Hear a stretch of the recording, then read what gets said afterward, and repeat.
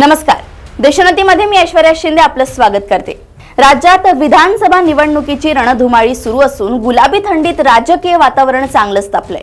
मतदानाला आठवडा शिल्लक असल्याने प्रचार शिगेला पोहोचला असून सर्व पक्षांच्या दिग्गज नेत्यांच्या सभेत आरोप प्रत्यारोपांच्या फैरी झडत आहेत. कामठीमध्ये महाविकास आघाडी विरुद्ध महायुती असा थेट सामना रंगणार आहे.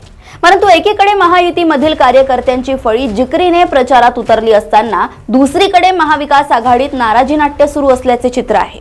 विशेष म्हणजे काँग्रेसचे जिल्हा परिषद सदस्य, पंचायत समिती सदस्य प्रचारात दिसून येत नसल्याची चर्चा आहे.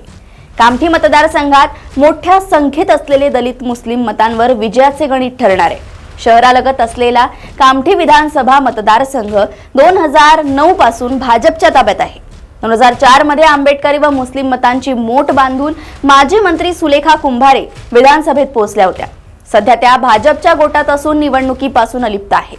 ग्रामीण भागातील राजकारणाचा विचार केल्यास काँग्रेसचे नेते माजी मंत्री सुनील केदार व भाजपचे प्रदेशाध्यक्ष चंद्रशेखर बावनकुळे यांची ग्रामीण नागपूरकर चांगलीच पकड आहे.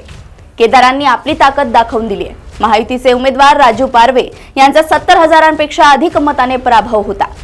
हे विशेष म्हणजे कामठीमध्ये पारवे यांना 1,18,008 मते तर बर्वे यांना 1,36,342 मते मिळाली होती. 17,000ची आघाडी मिळाली होती. त्यामुळे काँग्रेस कार्यकर्त्यांमध्ये उत्साह संचारला होता. मात्र सध्याचे चित्र बदललेले दिसते. महाविकास आघाडीकडून केदार गटाचे सुरेश भोयर मैदानात आहेत. परंतु लोकसभेत असलेली एकसंघ काँग्रेस येथे गटबाजीत विखरल्याचे दिसून येत आहे.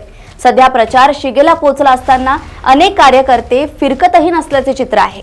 त्याचा फटका महाविकास आघाडीला बसण्याची शक्यता नाकारता येत नाही. याशिवाय मुस्लिम व दलित मतदारांची संख्या लक्षात घेता 19 उमेदवारांमध्ये 6 मुस्लिम तर 7 दलित उमेदवार रिंगणात असून मतांच्या विभागणीचा फटका बसण्याची शक्यता नाकारता येते.